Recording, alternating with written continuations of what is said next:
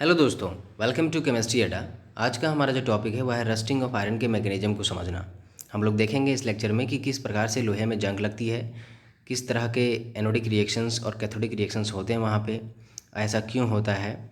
हम लोग समझेंगे कि हाइड्रोजन गैस किस तरह से इवॉल्व हो रही है और ऑक्सीजन गैस का किस तरह से एब्जॉर्प्शन हो रहा है और ओवरऑल रस्ट का फॉर्मेशन किस तरह से हो रहा है। उन सारी चीज़ों को हम लोग समझेंगे डिटेल मैकेनिज्म के साथ में। ये हमारे पास आयरन का एक ऑब्जेक्ट है जिसमें जंग लगा हुआ है। तो डायरेक्टली कभी कभी एग्जाम में रस्ट का अर्थात जंग का फार्मूला पूछ लिया जाता है। तो रस्ट का हमारे पास फार्मूला होता है Fe2O3 इंटू XH2। वो हाइड्रेटेड फेरिक ऑक्साइड के नाम से इसे जानते हैं। एक्स बता रहा है कि अलग अलग रस्ट में वाटर मॉलिक्यूल की संख्या अलग अलग होती है, इसलिए हम लोग यहाँ पे एक्स लिख दिए। अब हम लोग समझते हैं कि हमारे घरों में जो स्टील और आयरन के जो ऑब्जेक्ट्स हैं उनमें जंग किस तरह से लगता है। तो हमारे पास सपोज मान लेते हैं कि ये हमारा एक आयरन का ऑब्जेक्ट है हमारे घरों में। हम लोग सबसे पहले क्या करते हैं, इसके ऊपर पेंटिंग लगा देते हैं ताकि कुछ समय तक इसकी प्रोटेक्शन हो सके हवा, पानी या दूसरे ऑब्जेक्ट से। लेकिन बहुत समय तक इसकी प्रोटेक्शन नहीं हो पाती, ये पेंटिंग उखड़ने लगती है और ये पेंटिंग उखड़ने के बाद मेटल का जो सरफेस है कहीं कहीं अब डायरेक्टली कांटेक्ट में आ जाता है वायु के, पानी के या जो अदर गैसेज हैं जैसे CO2 गैसेज या दूसरे जो गैसेज हैं उनके संपर्क में ये आना शुरू हो जाता है। तो मान लेते हैं कि ये वाला हिस्सा डायरेक्टली कांटेक्ट में आ रहा है हमारा हवा, पानी और जो दूसरे गैसेज हैं उनके संपर्क में। तो जहाँ पे ये डायरेक्टली कांटेक्ट में आ रहा है और ये हमारा स्टील या आयरन का कोई ऑब्जेक्ट है, स्टील या आयरन का कोई ऑब्जेक्ट है, तो ये वाला जो हिस्सा जो जहाँ पे डायरेक्टली कांटेक्ट में आ रहा है that part will behave as anode. तो वो एनोड की तरह बिहेव करता है। क्यों ऐसा होता है इस चीज़ को हम लोग समझेंगे। और बाकी जो बचा हुआ ऊपर वाला सरफेस है वो बिहेव करता है कैथोड की तरह, वो बिहेव करेगा कैथोड की तरह। अब आइए समझते हैं कि इसे हम लोग एनोड क्यों नाम दे रहे हैं और इसके कैथोड नाम क्यों दे रहे हैं।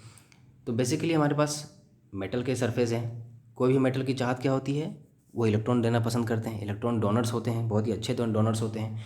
एग्जाम्पल किससे समझते हैं, जैसे सोडियम है, इलेक्ट्रॉनिक कन्फिग्रेशन लिखेंगे तो 281 होता है।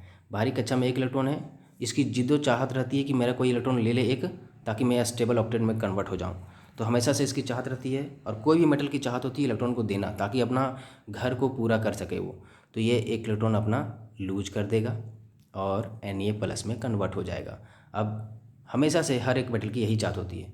उसी तरह से आयरन की भी चाहत होगी कि अपना 2 या 3 इलेक्ट्रॉन लूज कर दे। तो बेसिकली ये 2 इलेक्ट्रॉन पहले लूज करेगा, फिर ये Fe2+ में कन्वर्ट हो जाएगा। और अगर इसको लूज करना रहे तो फर्दर एक इलेक्ट्रॉन लूज करके ये Fe3+ में भी कन्वर्ट हो सकता है। तो हर एक मेटल की चाहत होती है कि अपना इलेक्ट्रॉन वो लूज करे। तो जहाँ पर भी लॉस ऑफ इलेक्ट्रॉन होता है that is called anode. Anode किसे कहते हैं, जहाँ पर जिस जगह पे लॉस ऑफ इलेक्ट्रॉन हो रहा हो अर्थात ऑक्सीडेशन हो रहा हो दैट इज़ कॉल्ड एनोड। तो यहाँ पे चूँकि लोहे की चीज़ें या मेटल की जो वस्तुएं हैं अपना इलेक्ट्रॉन लूज करती हैं, मीन्स यहाँ पे ऑक्सीडेशन हो रहा है। आप देख सकते हैं कि 0 ऑक्सीडेशन से +2 ऑक्सीडेशन स्टेट में चला गया, मतलब ऑक्सीडेशन नंबर बढ़ रहा है, मतलब ऑक्सीडेशन हो रहा है। तो जहाँ पर भी ऑक्सीडेशन हो रहा है अर्थात जहाँ पर भी लॉस ऑफ इलेक्ट्रॉन हो रहा है OIL, oxidation is loss of electron. तो यहाँ पे चूंकि लॉस ऑफ इलेक्ट्रॉन हो रहा है इसलिए यह क्या कहलाया, ऑक्सीडेशन कहलाया। और जहाँ पर भी ऑक्सीडेशन होता है वहाँ पे क्या होता है, एनोड। अर्थात एनोड पर ही ऑक्सीडेशन होती है, ये हम लोग सभी जानते हैं। दैट्स वाई ये जो ओपन सरफेस है वो एनोड की तरह बिहेव करेगा। यहाँ वाला जो स्टील और आयरन का जो ऑब्जेक्ट है, सरफेस है, मेटल है, वो क्या करेगा, अपना इलेक्ट्रॉन को लूज करेगा और वो इस तरह से एनोड की तरह बिहेव करेगा। अब ये इलेक्ट्रॉन तो अपना बाहर कर दिया, लेकिन इसको लेने वाले भी तो कोई रहने चाहिए। तो ऊपर वाले जो सरफेसेस हैं वो वहाँ पे इलेक्ट्रॉन्स पड़े रहेंगे जो ऑक्सीजन या फिर H+ के द्वारा कंज्यूम कर लिए जाएंगे। ऑक्सीजन या H+ क्या करेगा, उसको कंज्यूम कर लेगा। आप पूछेंगे सर H+ कहाँ से आ गया, ऑक्सीजन तो दिख रहा है लेकिन H+ कहाँ से आ गया।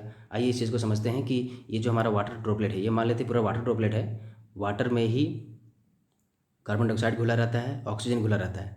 तो हम इसको अलग अलग करके दिखाए हैं, लेकिन ये वाटर का ही एक ड्रॉपलेट है जो कि इस मेटल सरफेस पे पड़ा है। अब ये तीनों आपस में किस तरह से रहते हैं, आइए इस चीज़ को देखते हैं। और हमने क्या कहा कि एनोड से इलेक्ट्रॉन्स क्या होगी, रिलीज होगी, वहाँ पे लॉस होगा इलेक्ट्रॉन का और वो इलेक्ट्रॉन कैथोड के पास जाके रहेगा जो कि ऑक्सीजन या H+ के द्वारा कंज्यूम कर लिया जाएगा। अब आइए समझते हैं कि आगे फर्दर क्या क्या रिएक्शंस होते हैं। हमारे पास एक एनोड है, हमारे पास एक कैथोड है। अब कहीं भी एनोड और कैथोड हो दैट मीन्स एक सेल का फॉर्मेशन हो रहा है। दैट्स वाई हम लोग कहते हैं कि नेचुरली ये अपने से हो रही है, हम लोग कोई काम अपने से नहीं करने गए हैं, बेसिकली नेचुरली हो रही है, समय दर समय होती रहती है। और इस तरह से चूँकि यहाँ एनोड और कैथोड बन रहा है, इसलिए हम लोग इसे नाम देते हैं एक मिनिएचर गैल्वेनिक सेल का फॉर्मेशन हो रहा है। मिनिएचर गैल्वेनिक सेल का फॉर्मेशन हो रहा है। एनोडिक और कैथोडिक रिएक्शंस देखने को मिलेंगे। एनोड पे कुछ रिएक्शंस होंगे, किस तरह के रिएक्शंस हो रहे हैं, लॉस ऑफ इलेक्ट्रॉन्स हो रहा है। कैथोड पर भी कुछ तरह के कुछ रिएक्शंस होंगे, वहाँ पे गेन ऑफ इलेक्ट्रॉन होता है। जस्ट एनोड का उल्टा होता है, यहाँ पे एनोड पे हमारा लॉस ऑफ इलेक्ट्रॉन यानी कि ऑक्सीडेशन होता है, और कैथोड पे हमारा गेन ऑफ इलेक्ट्रॉन यानी कि रिडक्शन होगा। तो किस तरह से होता है उस चीज़ को हम लोग देखने वाले हैं आगे। लेकिन बेसिकली अभी हम लोगों ने क्या समझा कि एक नेचुरल प्रोसेस के द्वारा हमारा मिनिएचर गैल्वेनिक सेल का फॉर्मेशन हो जाता है। कैथोडिक और एनोडिक रिएक्शंस होते हैं, और ओवरऑल हम लोगों ने देखा कि एनोड कौन सा पार्ट बिहेव करेगा एनोड की तरह और कौन सा पार्ट कैथोड की तरह बिहेव करेगा। अब नेक्स्ट हम लोग देखते हैं कि आगे क्या क्या चीज़ें होती हैं। तो हमारे पास ये मेटल सरफेस था, इसके ऊपर एक वाटर ड्रॉपलेट आ गया। वाटर ड्रॉपलेट में वाटर है पहले से ऑलरेडी, और हम सभी जानते हैं इसमें CO2 घुला हुआ रहेगा और ऑक्सीजन भी इसमें घुला रहता है। तो जब वाटर और CO2 मिलता है, CO2 क्या है, बेसिकली नॉन मेटल का ऑक्साइड है। नॉन मेटल का ऑक्साइड जब वाटर से रिएक्ट करेगा तो हमारे पास एसिड का फॉर्मेशन होता है, हम सभी जानते हैं। तो यहाँ पे H2CO3 कार्बोनिक एसिड का फॉर्मेशन होता है, इसे हम लोग कार्बोनिक एसिड के नाम से जानते हैं। तो ये कार्बोनिक एसिड का फॉर्मेशन होता है और ये काफ़ी अनस्टेबल होता है। तो ये फर्दर ये इक्विलिब्रियम में रहता है, आयनों को दे देता है 2H+ आयन, साथ में हमें CO3 2- आयन देखने को मिलेगा। तो ओवरऑल इस वाटर ड्रॉपलेट में क्या क्या चीज़ें देखने को मिल रही। इस वाटर ड्रॉपलेट में हमारे पास H+ आयन्स है, CO3 2- आयन्स है और ऑक्सीजन भी है। मतलब ये सारी चीज़ें हैं। अब जो पॉजिटिव हैं वो कैथोड की तरफ जाना चाहेंगी, और जो नेगेटिव हैं वो एनोड की तरफ जाना चाहेंगी। अब आइए समझते हैं कि किस तरह से कैथोडिक रिएक्शंस और एनोडिक रिएक्शंस होते हैं।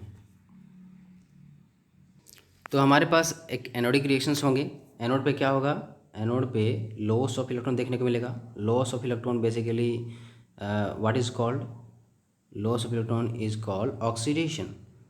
Oxidation is nothing but the loss of electron. O से हो गया हमारा oxidation is loss of electron.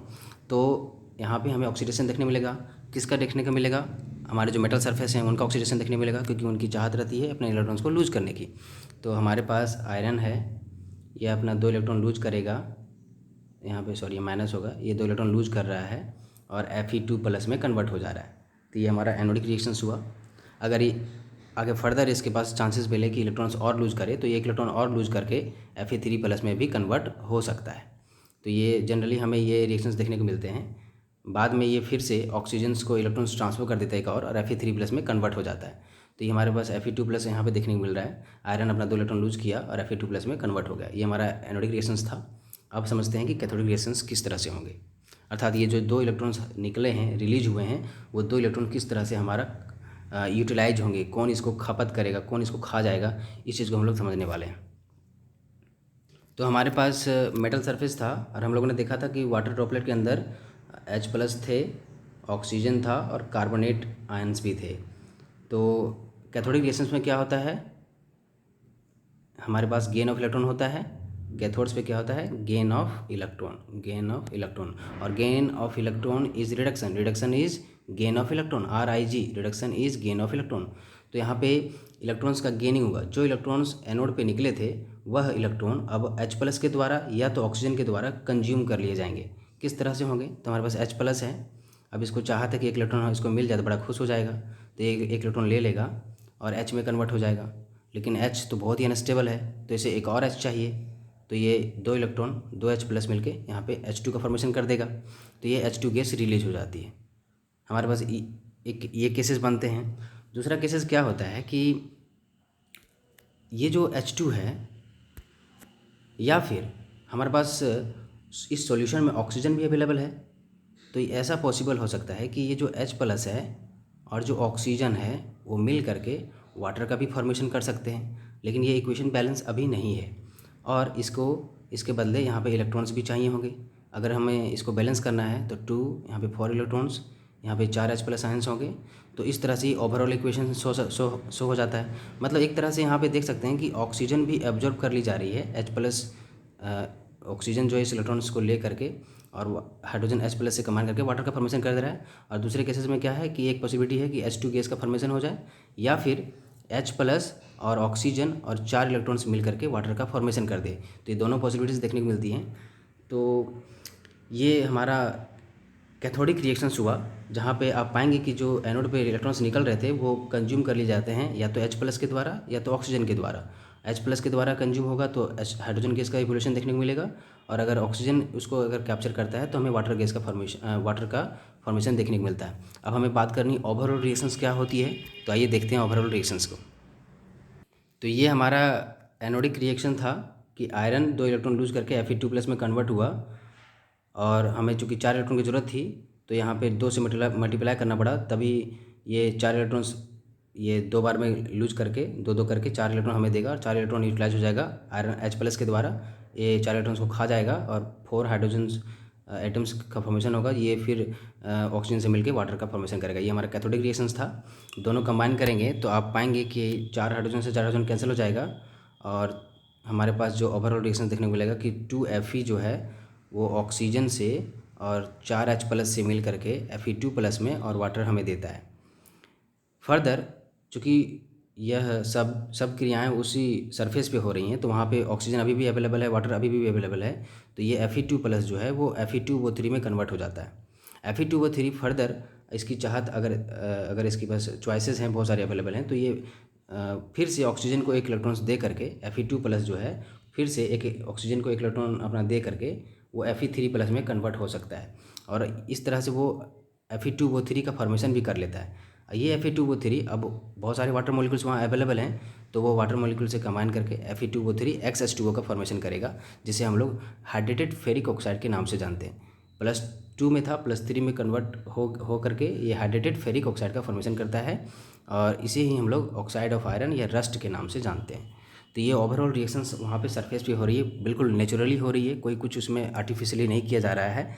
Naturally वहाँ पे एनोड का फॉर्मेशन हो रहा है, कैथोड का फॉर्मेशन हो रहा है, और एक गैल्वेनिक सेल रिएक्शंस देखने को मिल रही है, और ओवरऑल रस्ट का फॉर्मेशन हमें देखने को मिल रहा है। कभी कभी क्या होता है कि अगर बेसिक मीडियम आप लेते हैं तो FeOH का होल थ्राइस भी बनता हुआ दिखाई देता है। जनरली आपको येलो रस्ट भी देखने को मिलेंगे कभी कभी लोहे के ऑब्जेक्ट्स के ऊपर में। तो ये भी एक रस्ट का ही हमारा एक रूप हुआ।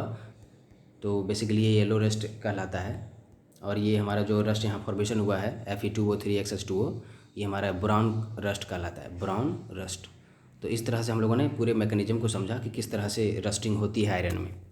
आई होप आपने समझा कि किस तरह से हाइड्रोजन गैस का इवोल्यूशन हो रहा है और ऑक्सीजन गैस का जो एब्जॉर्प्शन हो रहा है, किस तरह से ऑक्सीजन गैस एब्जॉर्ब हो जा रही है, वाटर बन रहा है, और हाइड्रोजन गैस का इवोल्यूशन भी किस तरह से हो रहा है, और किस तरह से हमारा रस्ट का फॉर्मेशन हो रहा है, और येलो रस्ट और ब्राउन रस्ट किस तरह से बन रहे हैं। अगर किसी तरह का डाउट हो तो आप मुझे कमेंट सेक्शन में पूछ सकते हैं।